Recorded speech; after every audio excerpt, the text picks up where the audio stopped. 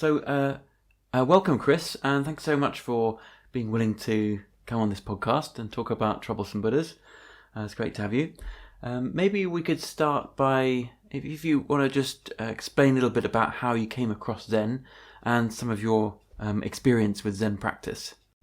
Okay, so hi Mark. I've been a lawyer in the city for quite a long time now, probably nearly 40, just over 40 years, and probably for over 20 years, on a Monday evening, I used to do yoga classes. I found it was just a great opportunity at the beginning of every week to sort of regulate some of the tensions of the day and of the week. And one day I think it was around about 2008, my yoga teacher announced that there was this new yoga teacher coming to take over, and he was a Zen Buddhist monk. So I met Daizan, who became my yoga teacher, and then probably a year later, he organised a retreat up in Inverness to talk about some of the sort of philosophical bases behind yoga. And so it was really then that I started to get to know something about Buddhism and also about Zen. 12 years later, I'm still meditating 30 minutes a day, and I've been doing so since 2009. So Amazing. Yeah. And so in that time, do you remember the first occasion when you came across this concept of a troublesome Buddha? And maybe you could talk a little bit about how that idea has taken root in your sort of life and what it means to you. It's difficult to pinpoint when it was, but I think probably it was round about 2012, 13, so maybe around about then, when the Dalai Lama came to the Royal Albert Hall, and I think both of us actually, we went to a meeting there, to a session he had there, and someone asked him about ogres. And these difficult people in our lives who who have these sort of, you might call, hate figures, and how we see them in this very, very clear delineation, and they are sort of sharply defined personalities of which are the source of a lot of pain for us. And I remember the Dalai Lama talking about this idea that as we, in a sense,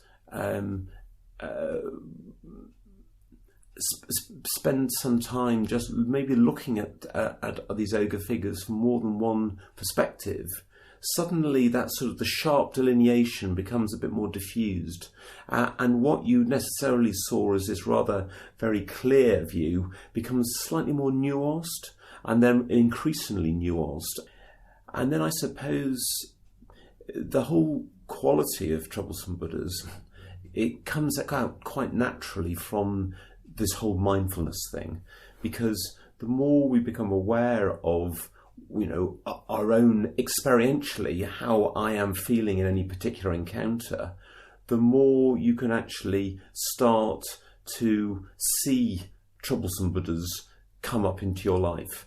And so probably, I don't know, it's difficult to say exactly how long, but since then, it's been because of maybe having cultivated a bit more of the skill of awareness, it has become much easier to say, that smells like a troublesome Buddha to me. That's and that's the sort of, that's what it becomes. You can start seeing them from a distance, and you can see someone who may start becoming, they got that smell of a troublesome Buddha about them, or and this is equally the case where you've got an issue that's coming up, and you can see there's a troublesome Buddha quality to what's coming up and how it's moving towards you. So those are the sort of, my life is full of troublesome Buddhas, and they're great teachers. They're difficult teachers, but they're also great teachers. That's it. Yeah, that's right. I mean, I remember when we went to see the Dalai Lama. That was really an amazing experience. I don't particularly remember what you described in such detail as you did there, but I'm pretty sure that experience of how he described it and how he talked about working with these hate people formed one of the most, some of the inspiration behind this book. I'm pretty sure it would have kind of seeped in there for me too. And it's funny how these kind of these things can often come at just the right time in your level of insight and understanding and practice and things to really spark off something. And as soon as you have that concept, troublesome Buddha or ogre figure or hate figure, and being able to shift your perspective and soften a little bit, suddenly a whole new avenue opens up in practice and how we can actually allow our practice to seep out into the world, isn't it? So much of it, it's interesting to leave home, and in the old days when we used to go to the office, to walk to the train station, and then the people you bump into on the train station first thing in the morning, and some people are a bit pushy, and some people maybe have got a cold and they're blowing their noses in front of you, and it's just the more and more you look for trouble, or you are sensitized to them, the more and more you see them in your life. And it's a pretty interesting. So I think the book's great because one of the things it does is the mere fact of being able to identify them. It seems to me you're halfway there. Because then you got all of these other, hopefully these skills that kick in. So there's a Dalai Lama was saying maybe like recognizing that you see people in these very sharp sort of distinctive edges and boundaries. Yes. And it's like as soon as you see that, it's like an alarm bell. It says, this might be a troublesome Buddha for me. This definitely is. Or like my son recently got married last week, and all of the different perceptions and narratives that come together in a wedding. And a marriage, it's just extraordinary to see how many of them incompatible and how they come together to create this event, and how you can just see all of these different things becoming troublesome Buddhas for you. So would you say, was the wedding one of those ones that you could sniff from a distance that it was approaching? You could see it from a mile away, and that's fine. It's a bit like Christmas. Christmas with the in-laws, or it's all of these things, and you talk about the book about compassion, and I think. What do we generally do when it comes to we're very close to Christmas now, and that sort of we all get, oh my goodness me, I'm going to have to go to the in-laws again this year, and that all sort of that tension, you can almost feel the air getting tenser and tenser. But whereas if we see this as a troublesome Buddha, we can change the narrative, I think, and so instead of seeing this, this is going to be the nightmare, what am I going to do? Tension, tension, tension. All of a sudden saying, this is a troublesome Buddha. Now, what did Mark say in that book about how I work with these troubles, and what actually can it do for me? Is this potentially the best gift that Christmas can give me this year? Right. is being with my troublesome Buddhas. So anyway, it's a thought. Yeah. And so what would you say would be the main, like you say, okay, recognizing this is a troublesome Buddha, and Buddha has this connotation of a teacher. So what would you say, what's the main teaching, for you in these kind of these situations? I think where I would start with is just about cultivating curiosity. It's being curious about what's going on.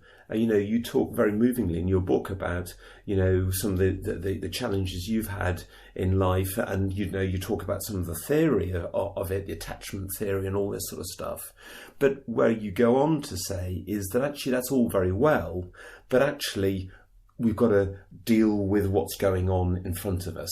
It's about this quality of being curious about learning about myself and learning about what triggers me, and I think it's just that process of just sort of stripping away the layers that helps to that is just something that the more I explore, the more interesting it becomes, because I see it in myself, and then of course when you see it in yourself, you then see it in other people and their troublesome Buddhas, and identifying and seeing how they're reacting to it, and so it's just an endlessly fascinating process of encountering and trying to deal with it. That's such an interesting point, because when you start recognizing it in yourself and how you react to certain people,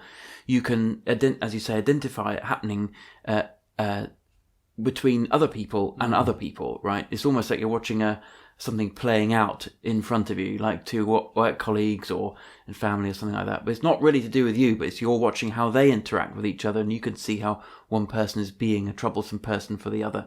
The way I see it, perhaps, is just through a quality of just being with someone who's going through a difficult time with troublesome Buddhas, and not, telling them, oh, look, there's a troublesome Buddha for you, but actually being just like an open presence where you can just be compassionate and be with them. You don't have to give them great worldly advice or anything. It's just to being there and allow them to play out maybe some of these issues. So I wonder if you've got any particular other examples that might be arising. Well, I'm quite involved with committee work. I find that the whole concept of leadership, chairing committees, is really interesting as well, because you may actually have a very clear sense of where you think an organisation should be heading in a particular direction, but you're on a committee, and so sometimes you can feel like all other voices are just troublesome Buddhas because they're actually just getting in the way of you going into the right place.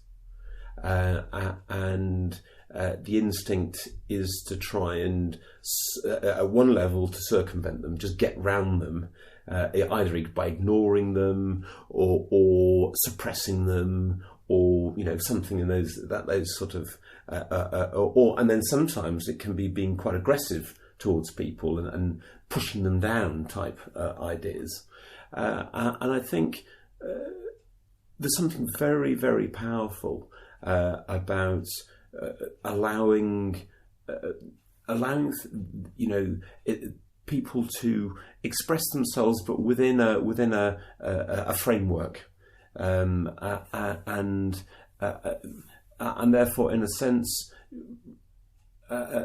experiencing your annoyance and your irritation at the fact that actually this is going to take longer because they've got these other thoughts and views and perspectives, but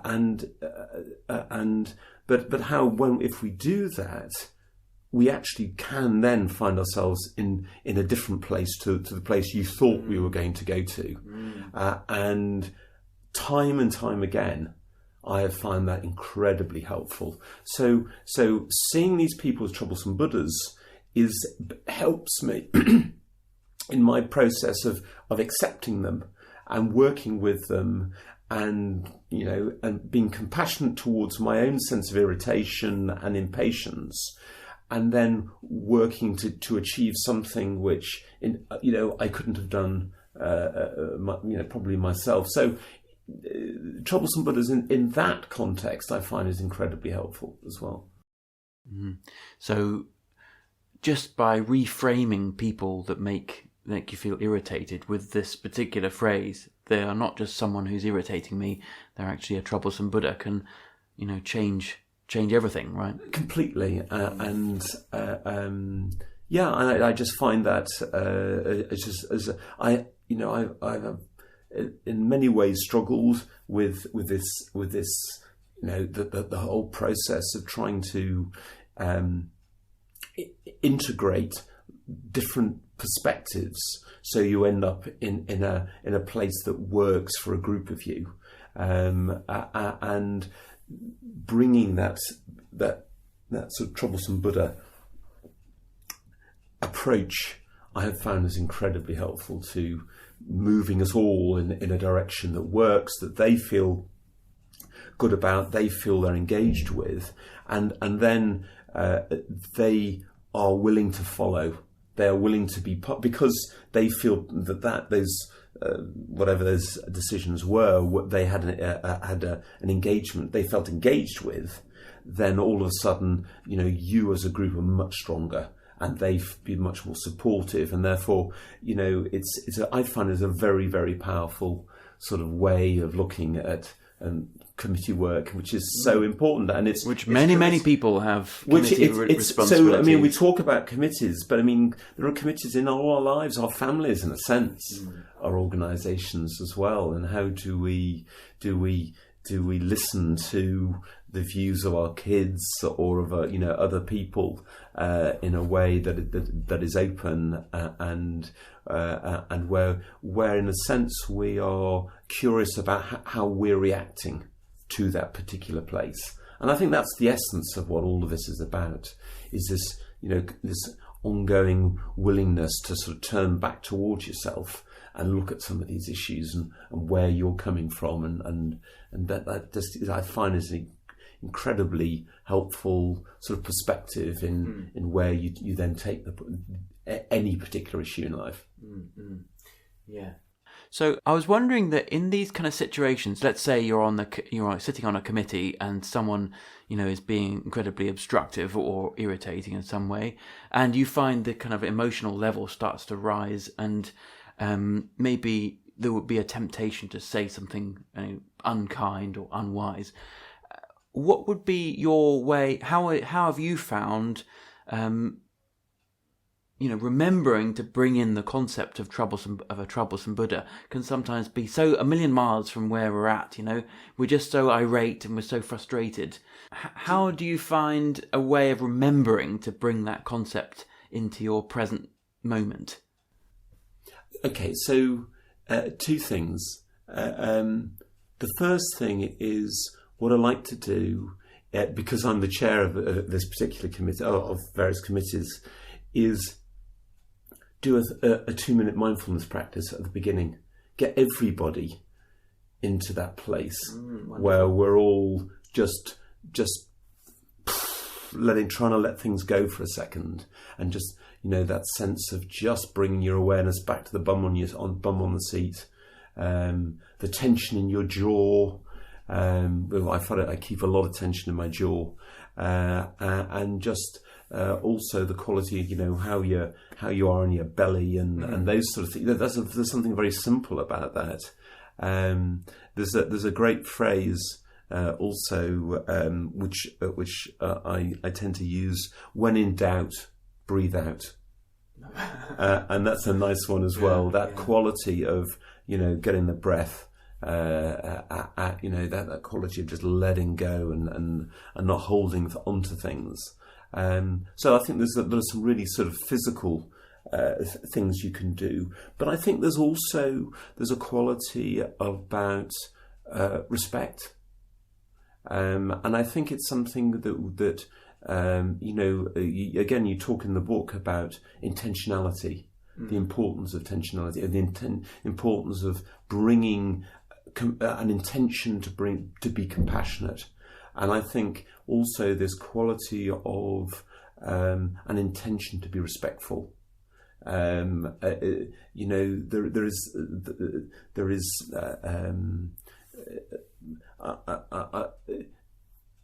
having worked a bit in the area of diversity and inclusion, maybe quite a lot in the work of diversity and inclusion, I become increasingly respectful towards other people, because I have, in a sense, maybe increasingly understood that the world, that there are so many different types of people in the world, and they've all got their own ways and their own challenges and their own, and I think it's something about cultivating that intentionality to be respectful and to be compassionate towards other people, I think, and towards yourself. I think can really create a very disciplined framework within which it's not always easy, and I'm not pretending to say that I don't get I don't get impatient and irritated by certain situations, but I think through that cultivation of intention, through some of those simple things of the mindfulness and the breath, I think they're all just simple aids to keeping us on the straight and narrow on that. So it sounds like sort of setting yourself up at the beginning is the important part of that, like doing a little practice before you start, setting an intention, just bringing those to mind, so that as we then enter into this kind of potentially frustrating or difficult situation, we're coming in with the right mindset to start with. What you're almost doing is you're bringing your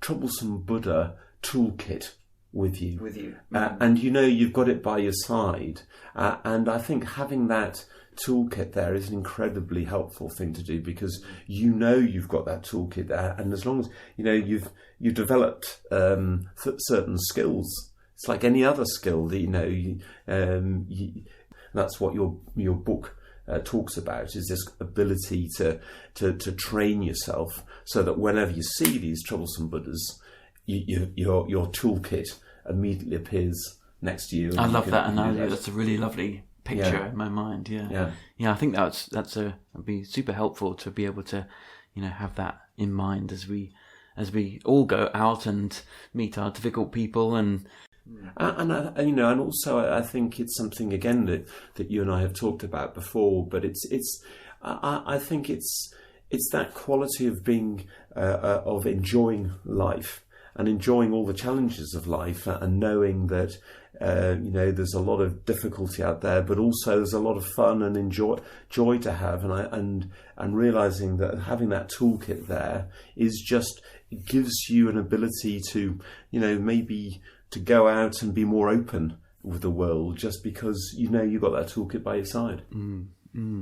Oh, thank you so much, Chris. It's been an absolute pleasure to talk through some of these things we've talkked about over the years many times. Well, it's a great book, Mark. I'm really it's going to be definitely on the Christmas present list for this year anyway. Okay. Thanks a lot. Thank you. Bye.